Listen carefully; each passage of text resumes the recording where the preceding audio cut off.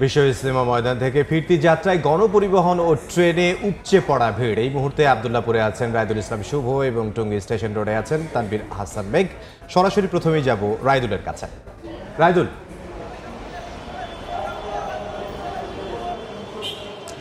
3 দিন জিকির, দোয়া আর ইমানি বয়ানের মধ্য দিয়ে নিজেদেরকে আল্লাহর কাছে সঁপে দেওয়ার পর আজ আখেরি মোনাজাতের মধ্যে দিয়ে দ্বিতীয় ধাপে শেষ হলো প্রথম ইজতেমার প্রথম পর্ব।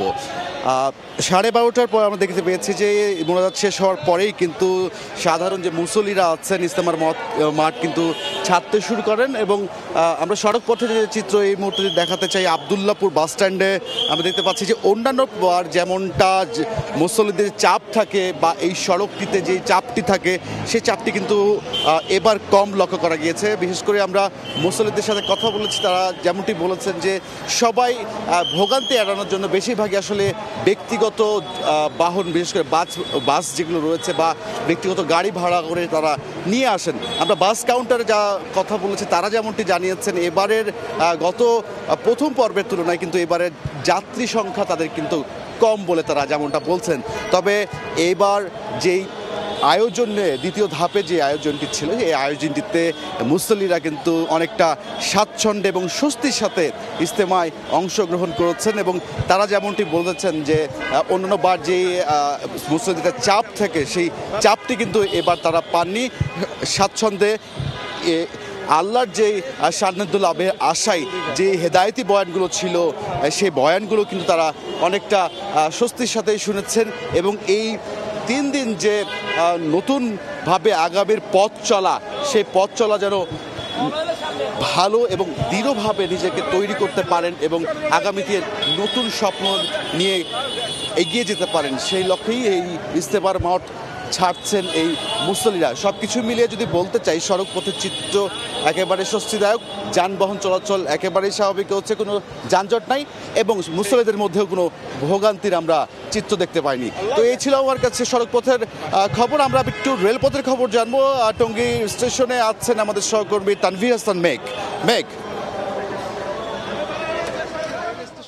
যাত্রীদের অভিযোগ দিয়ে একটু শুরু করতে চাই, কেননা ইজতেমার যে আখিরি মোনাজাত, সেই মোনাজাত শেষ হওয়ার পরপরই কিন্তু এই টঙ্গী স্টেশনে যে মুসল্লি, সেই মুসল্লি হাজার হাজার মুসল্লির ঢল নামতে শুরু করে এবং তারা এক পর্যায়ে এখানে আসার পর থেকেই যে অভিযোগটি আমরা পেয়েছি, মূলত টিকিটের যে ন্যায্য মূল্য, সেই ন্যায্য মূল্য তো একদিকে নেওয়া হচ্ছে না এবং নরসিংদীগামী যে ট্রেনটি রয়েছে, অর্থাৎ যে সাধারণ মানুষ, সেই সাধারণ মানুষের যে অভিযোগটি সেটি ছিল মূলত 20 টাকার যে টিকিট সেটি মূলত 70 টাকা করে নেওয়া হচ্ছে এবং সেই সঙ্গে তারা এটি তীব্র ক্ষোভ জানিয়েছে যে কেন টিকিটের দাম এত বৃদ্ধি রাখা হচ্ছে। এবং সেই সঙ্গে একটু জানিয়ে রাখতে চাই যে মূলত রেল কর্তৃপক্ষ থেকে কিন্তু এবার মোট 9টি স্পেশাল ট্রেনের ব্যবস্থা রাখা হয়েছিল এবং যেখানে সকাল 7টা থেকেই কিন্তু ঢাকা থেকে ছেড়ে এসেছে, যেগুলো টঙ্গীতে ছিল 4টি ট্রেন ছিল, সেগুলো ঘণ্টাখানেক আগে, অর্থাৎ ইজতেমার যে আখিরি মোনাজাত, সেই মোনাজাত শেষ হওয়ার সঙ্গে সঙ্গে কিন্তু পরপর 4টি ট্রেনই কিন্তু ছেড়ে গিয়েছে। যেখানে টঙ্গী থেকে ঢাকা যাবে 5টি ট্রেন, অন্যদিকে টঙ্গী থেকে জামালপুর স্পেশালে যাবে 1টি ট্রেন, যেটি ইতিমধ্যে কিন্তু ছেড়ে গিয়েছে ঘণ্টাখানেক আগে। অন্যদিকে টঙ্গী থেকে টাঙ্গাইলে যাবে স্পেশাল একটি ট্রেন। এবং সেই সঙ্গে আরও একটু তথ্য আপনাদেরকে জানিয়ে রাখতে চাই যে সুবর্ণ এক্সপ্রেস, সোনার বাংলা পর্যটক এক্সপ্রেস আর বনলতা কক্সবাজার, এই 5টি ট্রেন বাদে কিন্তু সবগুলো ট্রেনই কিন্তু এই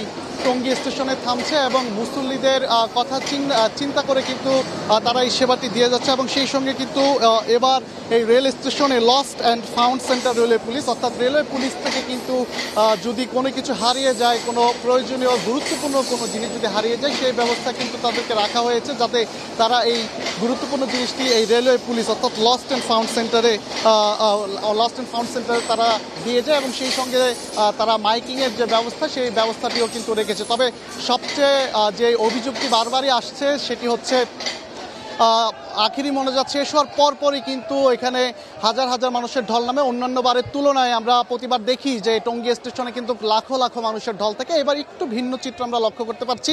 এবং সেই সঙ্গে নরসিংদীর যে ট্রেন এবং সেই সঙ্গে ভৈরবের যে ট্রেন, সেইগুলো নিয়ে কিন্তু অসংখ্য অভিযোগ তারা করছে। একদিকে ট্রেনের টিকিট তারা বলছে যে নরসিংদীগামী যে ট্রেন সেগুলো 20 টাকা করে দৈনন্দিন যে ভাড়া, সেই জায়গায় 50 টাকা বেশি গুনতে হচ্ছে। তো এই ছিল আমার কাছে টঙ্গী স্টেশন থেকে সবশেষ খবর। টঙ্গী রেল স্টেশন থেকে যোগ দিয়েছিলেন তানভীর হাসান মেঘ এবং এর আগে আব্দুল্লাহপুর থেকে যোগ দিয়েছিলেন রায়দুল ইসলাম শুভ।